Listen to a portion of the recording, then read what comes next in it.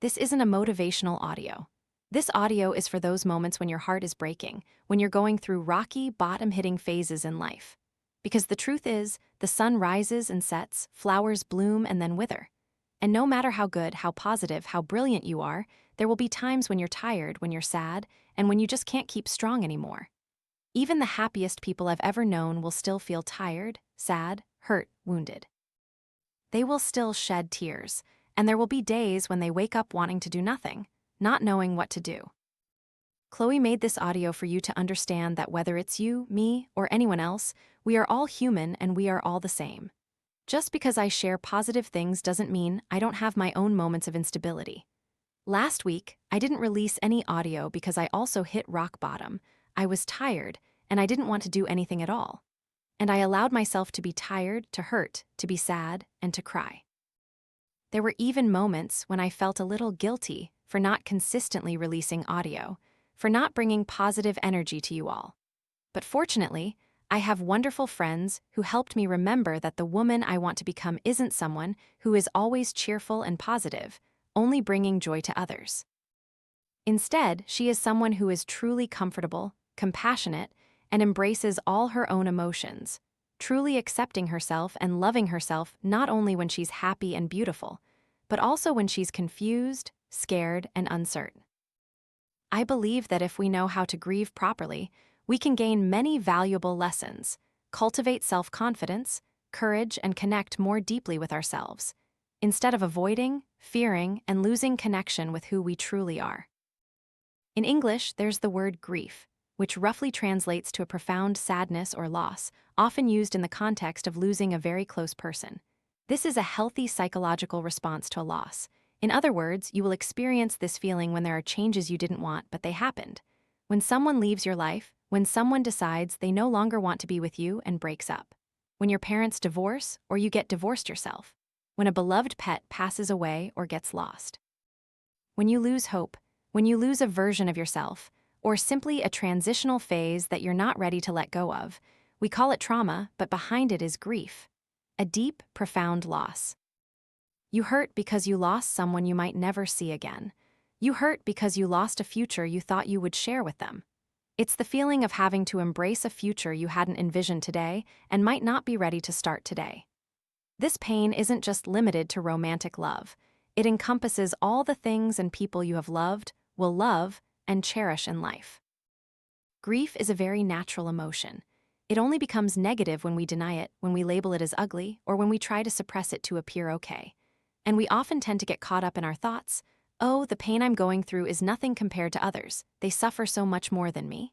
Or, well, I've only known this person for a few months. We've only been together for a short time, so I shouldn't be so sad.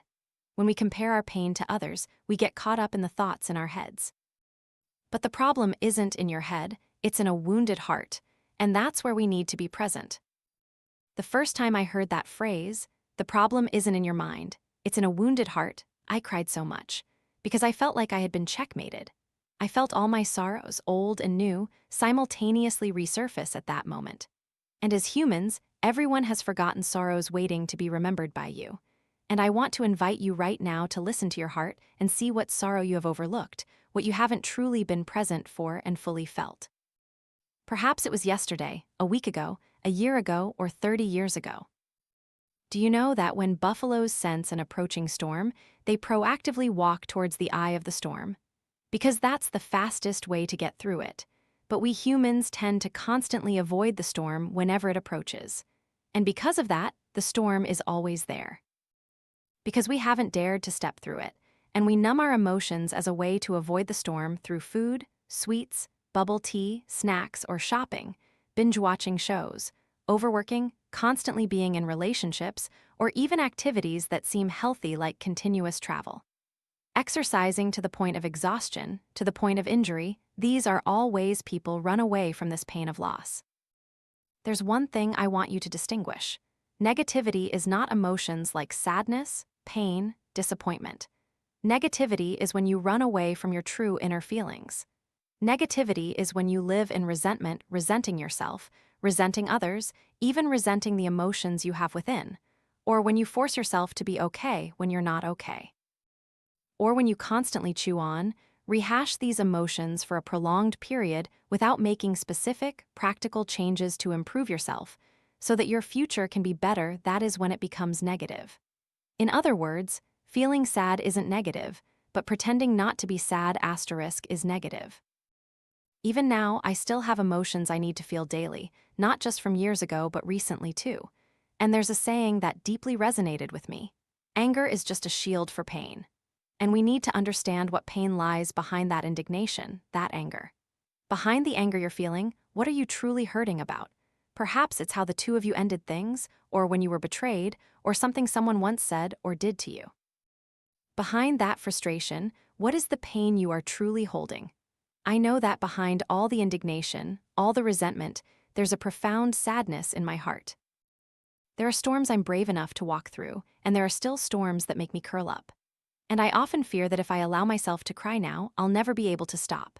So it's better not to cry at all. But the truth is, no storm lasts forever, and neither does the storm within your heart. If you ignore it, it doesn't disappear.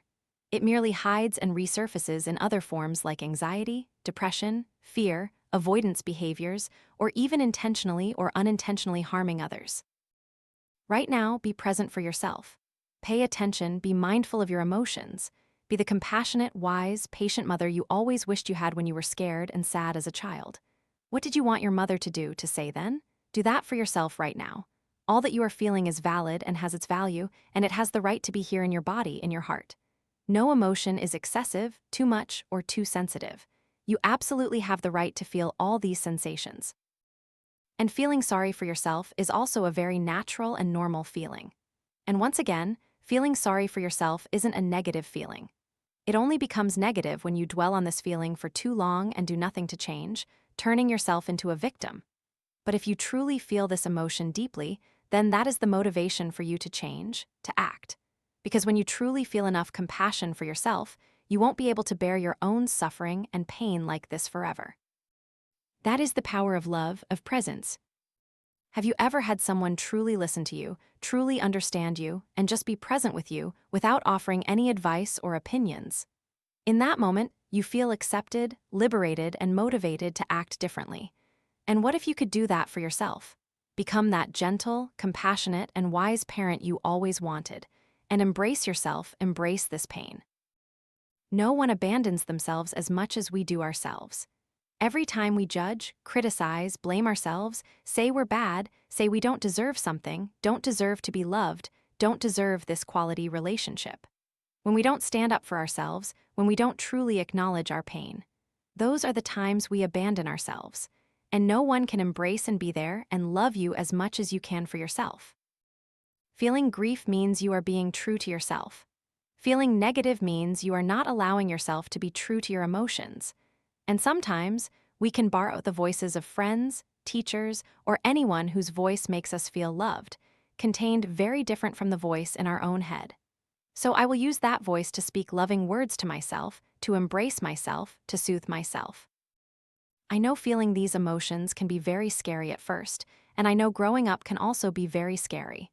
I know change is very scary. But it would be even scarier to be stuck here in this moment, in these emotions forever. And I am here with you, you are very safe, so please just feel everything that is flowing within your body, flowing through every cell of your being. That is what I often imagine and tell myself. You can also listen to meditations to soothe and heal your heart. Or if you feel you'd like me to make an audio to help you feel and embrace your heart, please let me know. Just drop a heart emoji in the comments, and I'll understand. I want you to allow yourself to cry, to be sad, to do nothing at all, and don't set a time limit, a deadline for yourself. Because this isn't a matter of the mind, but your heart will be ready when it's ready. So your job is just to be present, to respect, love, and embrace your heart.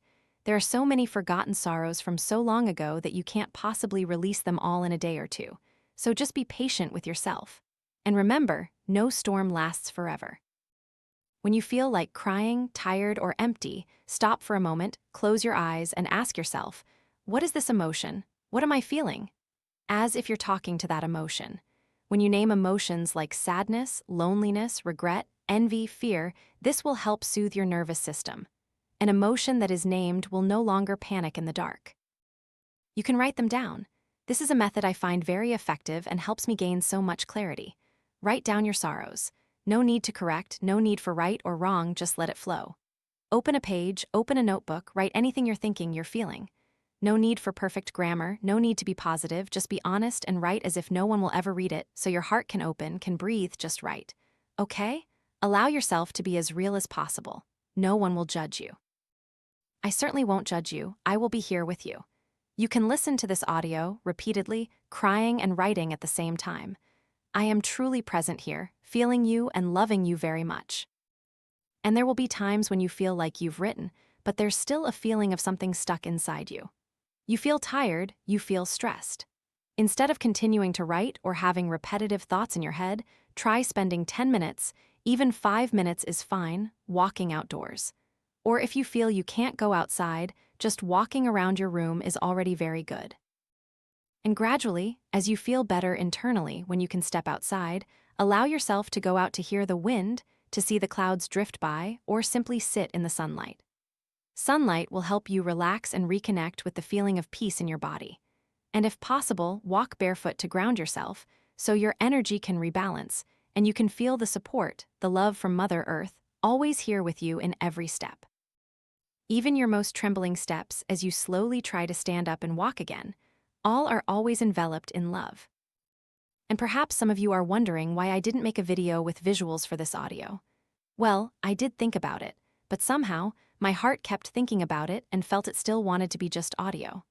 Perhaps it's because I truly wish for you to completely turn inward, to look into your heart, into your pain and sorrow. This isn't a time when you need to open your eyes and look outward. Instead, close your eyes so your heart can open. And I know there will be times when this pain feels like dying and coming back to life.